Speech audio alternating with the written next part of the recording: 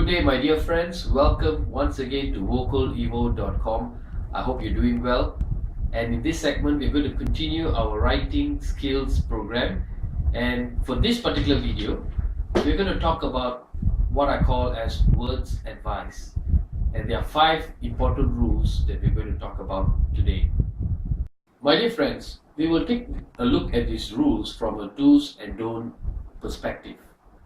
So the first rule that I want to reveal to you is do not use unusual words. Instead, use familiar words. Let me give you an example. We need to relegate his credit limit with us.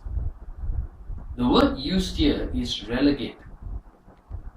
A more familiar word would be lower. Let's take a look at the sentence one more time. We need to lower his credit limit with us. In this example, you're able to see that we are able to reduce the number of syllables from the use of the word relegate to just 2 syllables in the word lower. So, rule number 1, use familiar words that most of your readers would understand.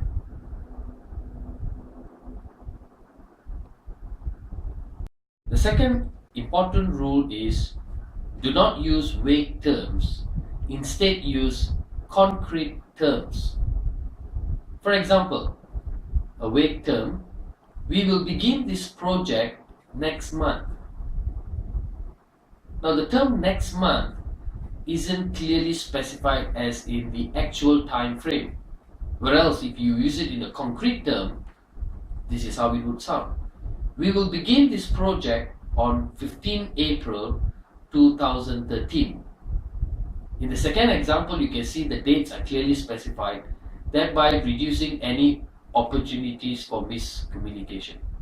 So important rule number 2 is use concrete terms instead of vague terms. The third rule that I'd like to share with you is don't use longer words, instead use shorter words. For example of a long word, we will forward a copy of the draft to you by 4 p.m. today. A shorter example to the term forward would be, we will send a copy of the draft to you by 4 p.m. today. When you use shorter terms in your writing, you would find that less words are being used and your reports and writings become somewhat more concise. So important rule number 3 is use shorter words instead of longer words. So we've covered 3 important rules here. Let's now focus on rule number 4, that is use direct impressions instead of indirect impressions. Indirect impressions are suggesting something that isn't straightforward and leaves a lot of room for misinterpretation. Let me give you an example of an indirect impression.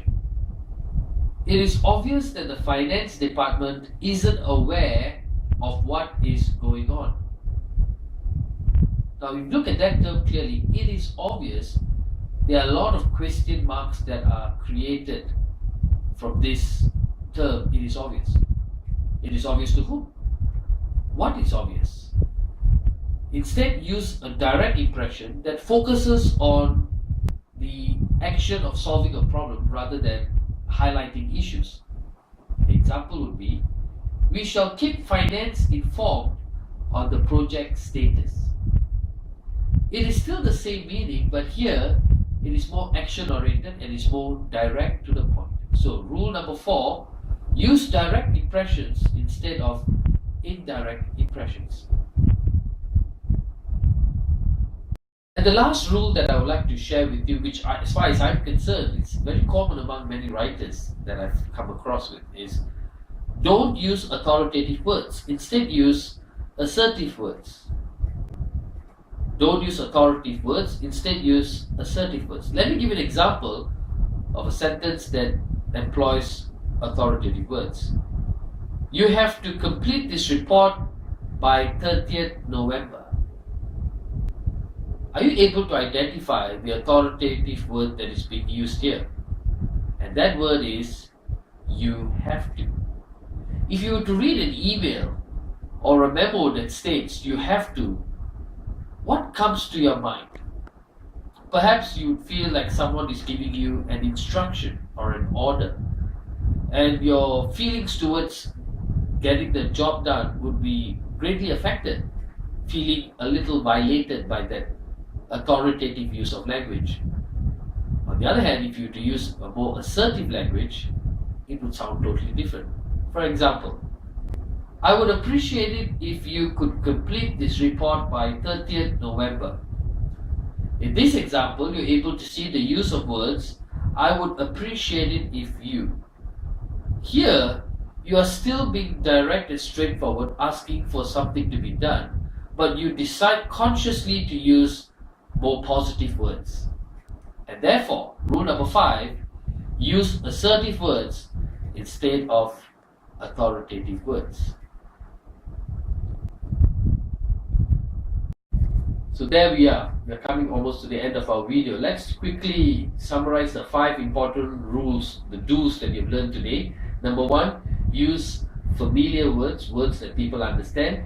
Number 2, use concrete words, words that specify clear timelines, and by that ensuring that people know when they're supposed to complete, or even involving people, specifying the names clearly. The third important rule that we learned today is use shorter words so that your reports and write-ups will be much more concise. The fourth important rule that we learned is be direct, that is, use direct impressions, focusing on actions that you want people to take. And the last important rule that we learned is be assertive. Be assertive means you can still get what you want while using a good choice of positive words. My dear friends, I hope that you have found this segment helpful to you. And remember these 5 important rules the next time you decide to switch on your laptop and to send an email or to prepare a report, a memo, a letter. And I'm sure with these 5 rules, your write-up will sound much, much more positive. Wish you all the best.